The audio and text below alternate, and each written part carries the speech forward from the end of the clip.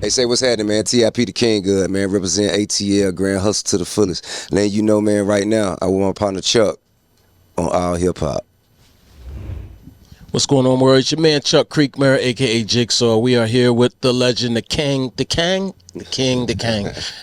They always correct me when I say King. King, T.I. Yeah. Tip Harris. What's What's up? going on, King? How you doing? Chilling. Good to see you as always, my man. Likewise. So what's going on with you?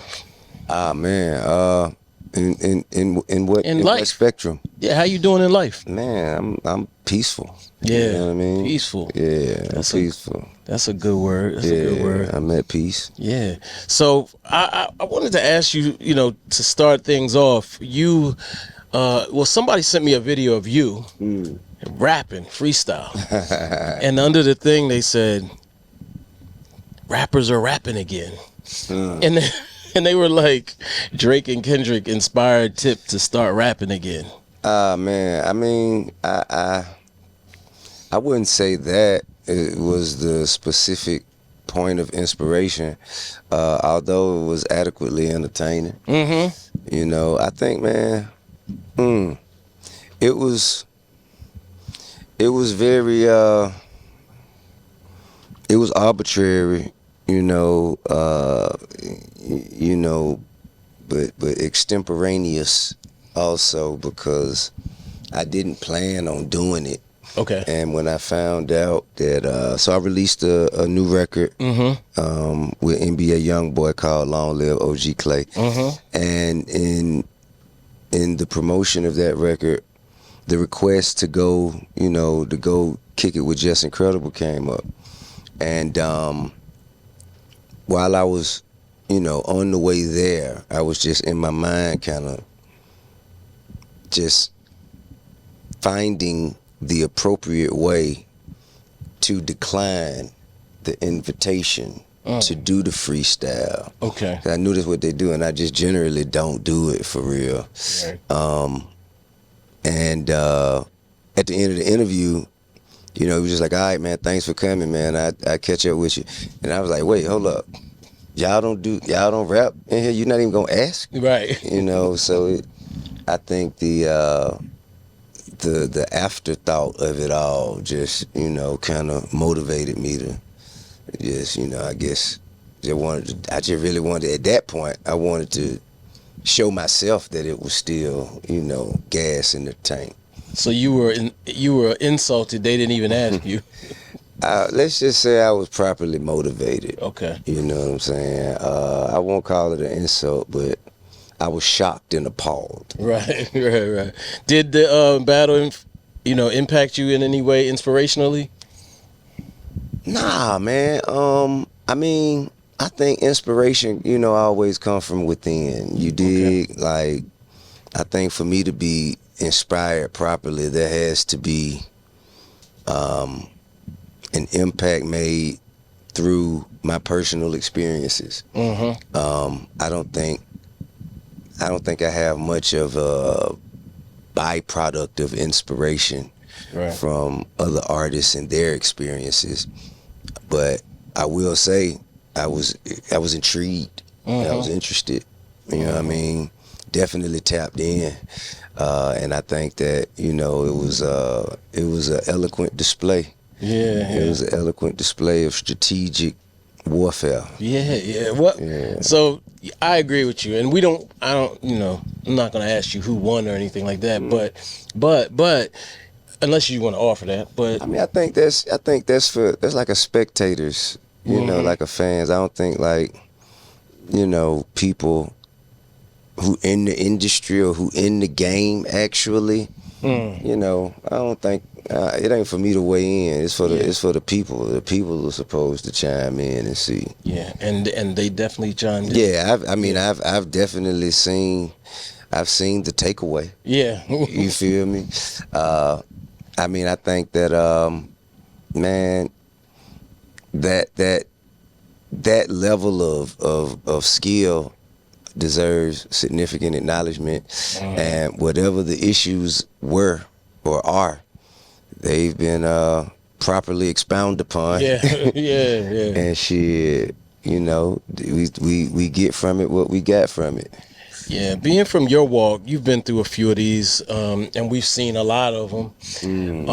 Where do you rank this one? I rank it kind of like the greatest battle ever, but because Definitely in modern history. yeah, You know what I'm saying? I think, you know, when you go back as far as I do to remember Common and Ice Cube, yeah, you know what I mean? To remember LL and Cannabis, you know, to remember the Tupac, Biggie, Nas and Jay. You dig? Like, you know, when you recall all of those, it's hard to put anything of this era over that because the times are so much different. Yeah. You know what I'm saying? So you can't properly compare. yeah. You know what I mean? But of modern history, I definitely say this ranks at number one. Okay, last question. A lot of fans,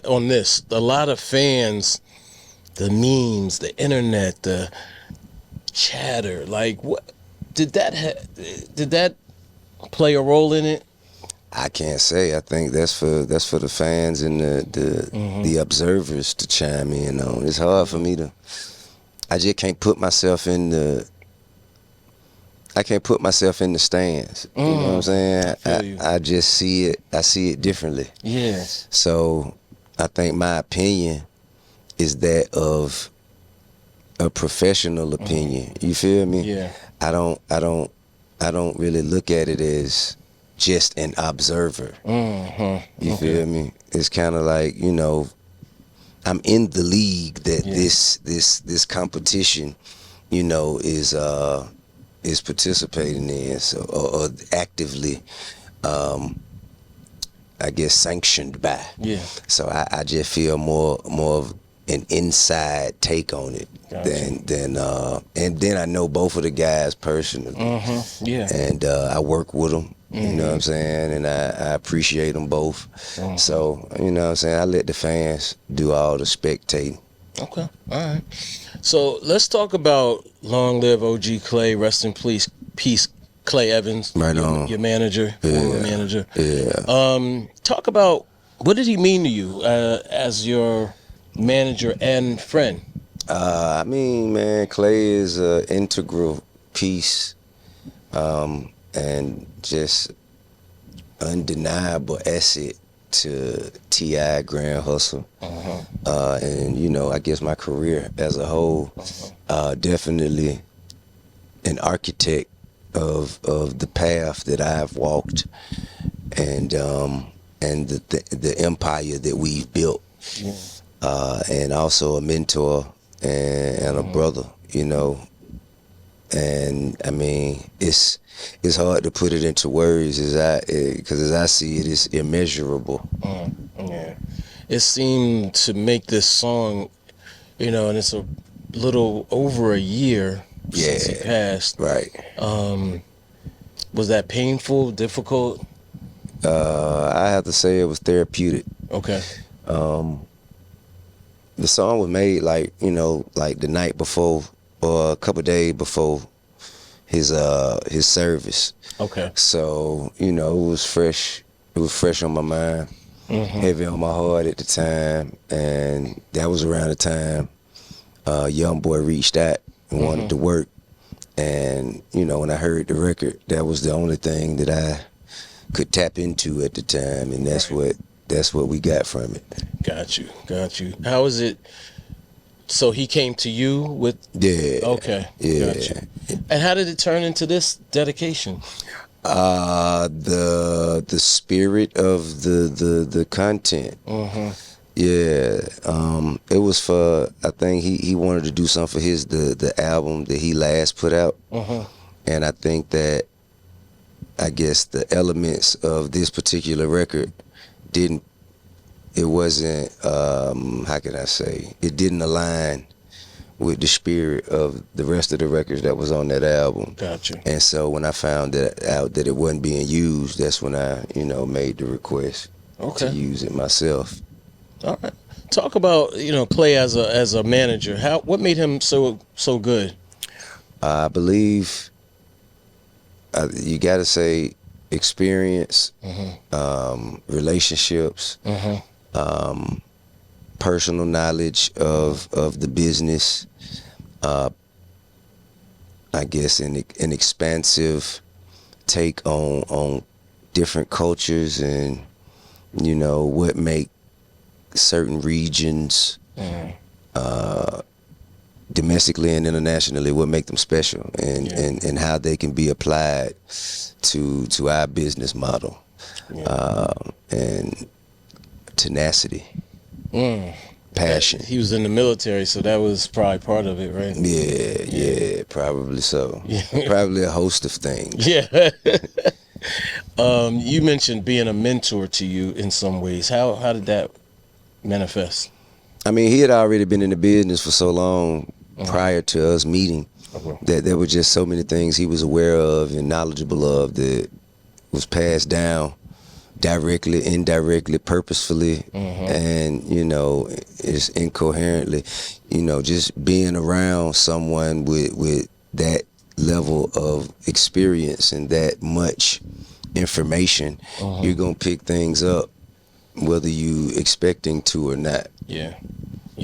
Did he ever offer you any fatherhood advice or any, since you've known him for so long? Yeah, all kinds of advice. All kinds of advice. It's not, I can't say there's an area of life that we have not exchanged certain levels of information on. It was all on the table. Yeah. You know what I'm saying? And as we went through our journeys together in life, circumstances presented themselves, there was no topic of discussion that was, off the menu. Yeah. Now, Toyon tells me a story about how he was fighting or throw hand, and then can you tell us about that story? I mean, there isn't a story. There's many. Yeah, there isn't a story. Many throwing hands. Many battles. We've been in many battles together. Yeah. Did he impact you getting into comedy at all? I know he used to. Yeah, definitely. Well, he's always had an active role in the world of comedy. He manages, he manages Duval, Lil Duval. Okay. And even before managing Duval, he introduced the opportunity to promote a night at Uptown Comedy Corner. Okay. And it was called Tripping on Tuesdays, hosted by Lil Duval. Gotcha. Well, I think it was hosted by Lil Duval for a minute, and it was hosted by K-Dub. Then it was hosted by Nard hosting. So we've always had a present role in the world of comedy. So when I started doing comedy, he was, actively managing and touring with Lil Duval, and he came on to start to strategically kind of organize an infrastructure and a plan, a plan of action for me entering into the world. Okay. He was present at the debacle at Barclays. Yeah. And I took a picture of y'all huddled up. I posted that picture. It was like, I don't know what it was. It just seemed like a little moment. I don't know what was being said. I was just kind of definitely a moment. Yeah. I don't know. Was it before or after? After, yeah, definitely after. Okay. And I was just kind of like, what are they saying? How was that after, if you can remember? Man, it was, believe it or not, it was exhilarating. Okay. Yeah, I think I was processing all of the lessons and all of the information that came with the experience. And I was just, I guess analyzing all of the things that were necessary to take away. Yeah. Yeah. Okay. All right. Well, rest in peace, Clay, man. Right He's a good on. dude. Yeah. Definitely a good dude. So how is the well, first of all, actually, let me back up a little bit. Is this so I one time I met you, not met you, this I didn't just meet you, but we were in the studio together. Okay. You were talking about retiring. Yeah. And I was like, yo, you can't, yo, come on, you can't retire. Yes, you can. Can't you can't retire. Yeah. I was very like strong minded about that. Right. So you know, I'm not saying I was the influencer, but you didn't retire at that time. But now you feel like it's time to definitely retire. Well, I mean, I think that every era, era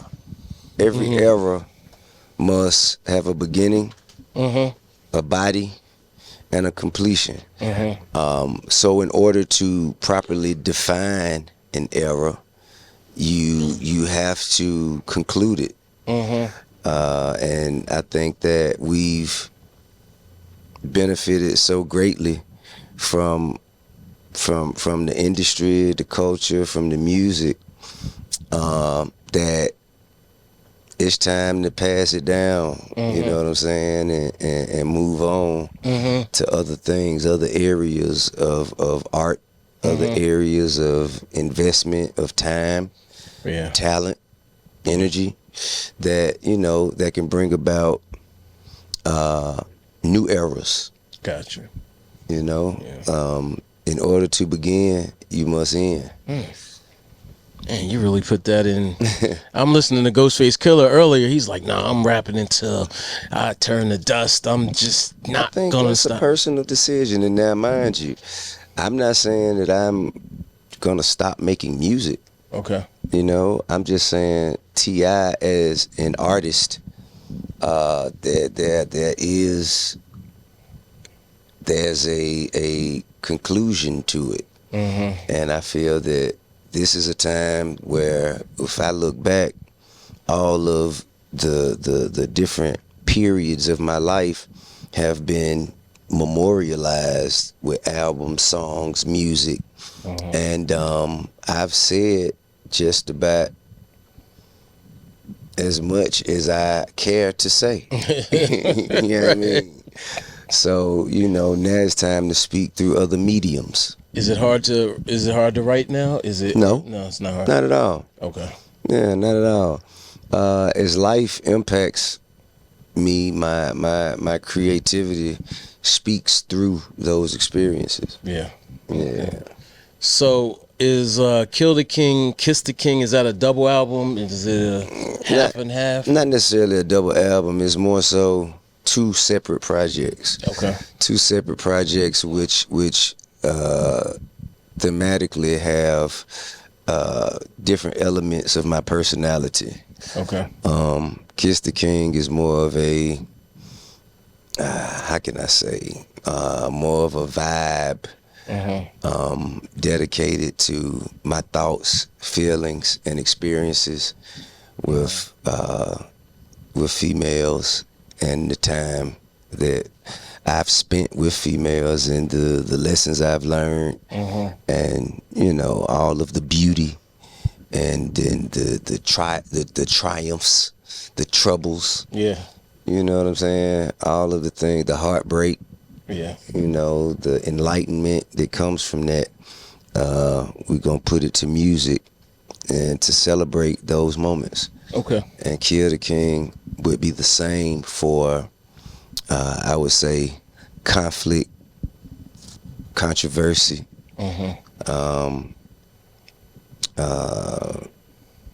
it's inadequate, I guess, destruction of the ego that is the King of the South, or that comes with the title of King of the South, that went into the proclamation of me being King of the South. You gotta expound on that. Well, the destruction of the. Yeah, I mean, I think the more I learn, the more I grow and elevate and mature as a man, and elevate my consciousness, I learned that in order to truly reach significant levels of peace, you have to rid yourself of the ego and pride and the effects that it has on your decision making.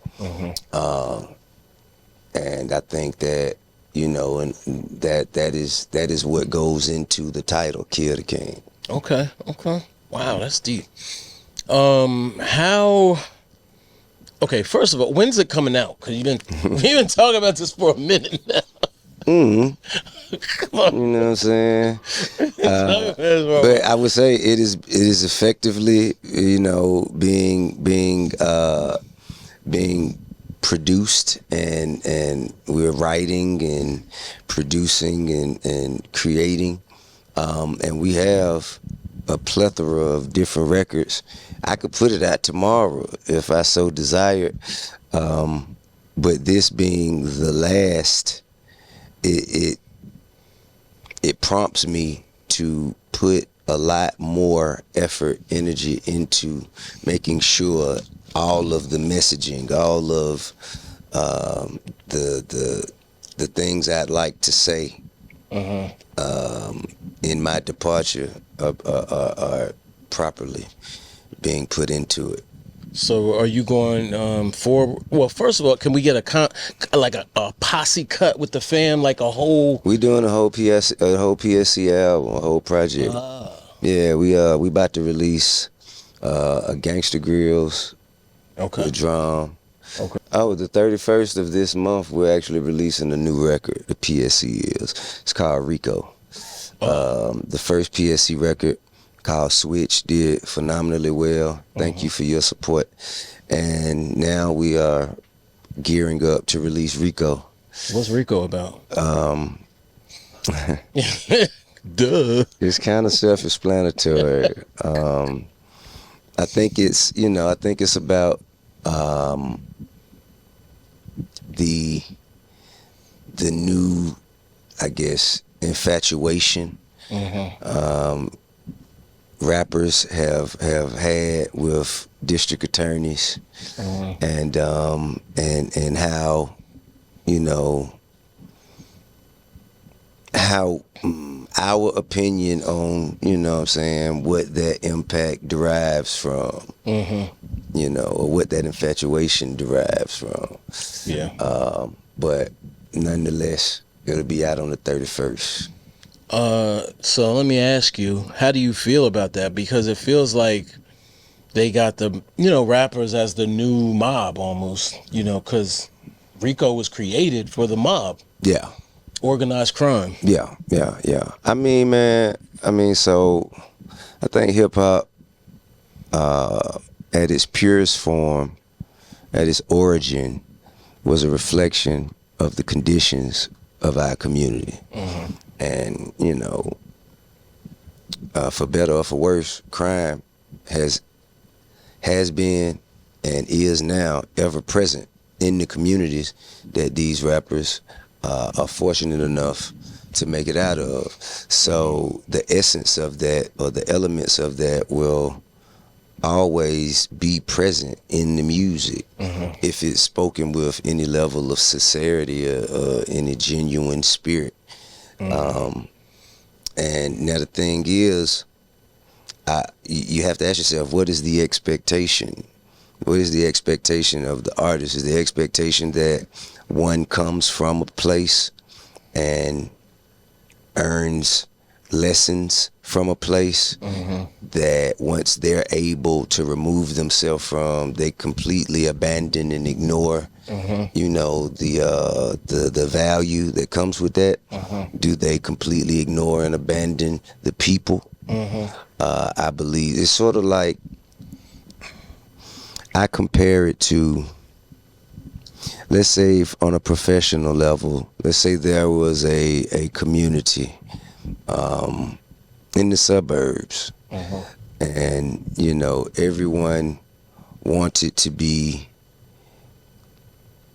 an attorney, but there was this one guy that actually made it to become an attorney, and everyone else was getting it how they live, white collar crime though, you know, let's say Ponzi schemes, or let's say other forms of illegitimacies aside from the blue collar crime that we're speaking of. Instead of gangs, it would be corrupt corporations. But this lawyer came from this community where all of these people are still important to him. Would this lawyer turn his back on this community and forget that they all shared in dreams together that he was actually able to fulfill? Or would he want to come back to be an inspiration, to the next generation of kids that were coming up, and show them that you can be a lawyer? You do not have to go down the path of corrupt corporations. You could put work in and actually, reach your dreams. I don't think that is a bad thing. Right. You know what I mean? But if people feel as though in order to, I guess, successfully satisfy the expectations of legitimacy, you have to kind of cut it off cold turkey and begin a new life, completely forgetting about the life you lived before. For real, it sucks for the kids. Yeah. And I don't think that's a realistic notion. Yeah, facts. Have you been able to talk to Young Thug or communicate? Yeah. How's doing great. He coming home. Yeah, you think so? For real? Okay. Yeah. It's the longest trial in history. It's almost like cruel and unusual punishment, it feels like to me. I concur. And I think there's a reason for that. You know what I mean? And I think, the toughest battles have the longest roads to travel. And I feel like the reason that it is this way is because of a lack of genuine foundation. I think there's a lot of speculation. There's a lot of assumption. There's a lot of opinion without the necessary abundance of facts to support it. And in this nation that we live in, due process and the thought that one is innocent until proven guilty are the fundamental principles that America was founded on. And even if you think something, even if you have heard something, the fact that there isn't an abundance of factual information to support it, that's what you call hearsay. Yeah. And you can't convict a person or interrupt or impede upon their ability to provide for their family based on high levels of hearsay. Yeah. As far as being black or hip hop, whatever, is there a lesson here? Like, do we have to adjust? Do we need to move different? Do we need to change the art to accommodate the realities? Nah, we need to change the realities to accommodate the art. Yeah. The realities are what that's what the ingredients of the art derive from. So if you want to change the art, you change the reality. Yeah, definitely. Yeah, that's crazy. All right, well, moving right along. The family, we got Damani. We saw him down at Dreamville. Right on. Now King, boxing. Hey, that's what he into. He always been nice. Box? He always been nice with the hand. He do the day, you know what I'm saying? I don't know how long it'll stick. I take all the boys down to, you know what I'm saying, just to have a genuine, at least a fundamental experience or a fundamental education on self-defense. Right. And how to protect and defend the women and children of the family, in all levels. You know what I'm saying? Levels. Yeah. Hands, weapons, and otherwise. Yeah. I saw all y'all in the gym. Y'all still do that? Man, not but with them, yes. Okay. I have not been, as actively present as I probably should be. Why not? Man, I'm here with you. You know what I'm saying? You still look in shape though. I appreciate it. Yeah. I mean, it's still work. It's in there. Yeah. It's in there. It might not look like much, but it's in there. What's Messiah up to? Man, Messiah is still working on his music. He's still going out playing and writing music, creating. Yeah. Preparing an international trip, a personal voyage that he would like to take on. So He seems like he's gonna do it his way. Like, yeah, sure. All the kids have that Yeah. that mindset that they want to have it, the way they see it. right. Yeah. Now, Eris has a hit record with Van Van. Yeah. Talk about that, because I really wasn't. I knew about it, but I hadn't really tapped in. Right. Well, I mean, it's not quite your demographic. Right. Exactly. Nah, That's a I think that man, it's great what they doing. Light reached out to my wife. And MC Light, the MC legend. Light, the legendary MC Light reached out to my wife and just made the request. And of course, when Eris heard about it, she was excited to do it. And they got in, and they were just excited to work together, and it's produced some phenomenal art. I saw her at your event for the Trap Music Anniversary. She was performing. Okay. Yeah. Was that your victory lap? Was that the victory lap? Or Nah. 20th anniversary of Urban Legend is this year. So we will continue to More events? Yeah, man. We're gonna continue to build, grow, and celebrate. Is comedy the future for you, as far as your artistry? Yeah, definitely. Yeah, definitely. Comedy, stand-up comedy, as well as writing, directing, and producing comedy within films and television. It's so much. Have you ever considered taking a Tyler Perry approach to this thing, like a 50 Cent approach? In what way? Creating a studio or something to Not from a brick and mortar standpoint, but definitely if you're talking about owning and controlling the equity within your art, I would say yes. Our first film, Departments, we wrote, directed, produced, financed. It is presently available now on All Black. And we working on a sequel to that. Should be ready to shoot in the next couple months. Also in pre-production on another film, our second franchise, which is a romantic comedy called Situationships. Okay. Who's in that? Man, so you got Terrence J. Okay. Tentatively DC Young Fly.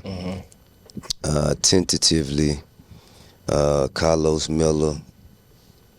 These are all the conversations I've had.